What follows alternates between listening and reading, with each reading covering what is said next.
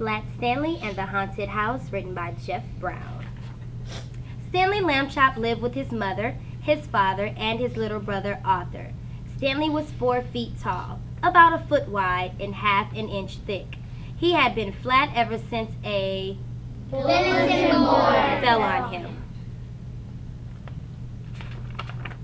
Mostly Stanley liked being flat. He was very good at dodgeball and hide and seek. "Will there be limbo at our party?" asked Stanley. He was very good at limbo too. "Yes," said Mrs. Lambchop. Stanley's school was having a Halloween party.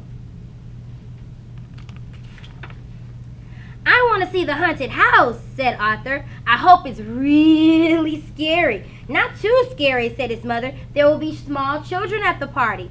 Mrs. Lambchop zipped up Arthur's monster costume. She had sewed it herself.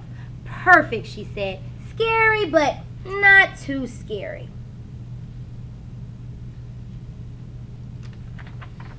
Stanley put on his costume too. He was a blueberry pancake.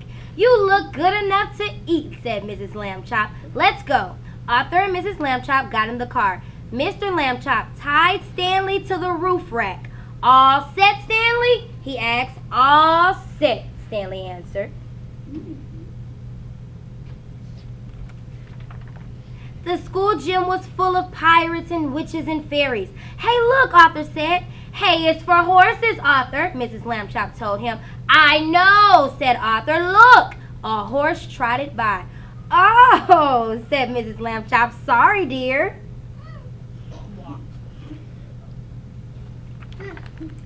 "There's the haunted house," Arthur said to Stanley. They stood in line behind the horse. "What a clever costume," the horse's mother said to Stanley. "You look as flat as a pancake." At last, their turn came. "Come on, Stanley." The boys stepped inside. It's about to get juicy. "Boo!" yelled the ghost. Arthur said the ghost's sneakers looked just like Coach Bart's.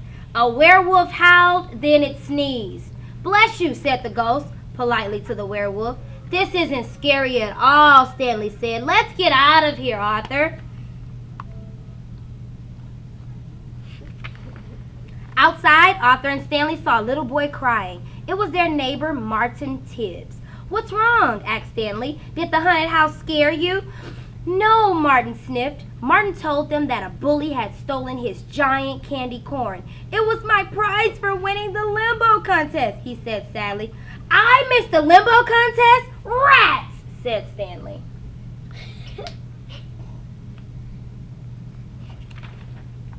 "Where did the mean kid go?" asked Arthur. Martin pointed across the gym. An older boy leaned against the wall, and next to him was the giant candy corn. "That's one big candy corn," said Arthur. "That's one big kid," said Stanley.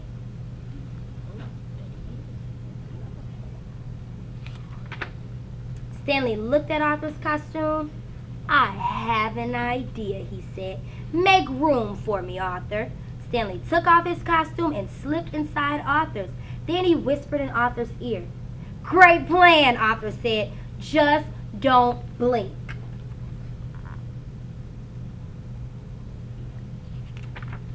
Arthur walked over to the big kid. Stanley didn't blink. "Give that candy corn back or else," Arthur demanded. "Or else what?" said the bully. "I'll tell everyone that you're scared of me," said Arthur. The kid stood up tall. He stepped right in front of Arthur and Stanley still didn't blink. That's my kind of boy.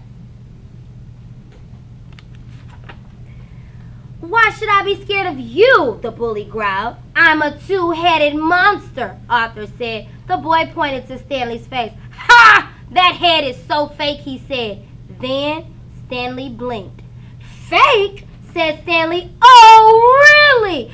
"Ah!" yelled the bully. He ran out the gym door, leaving the candy corn behind.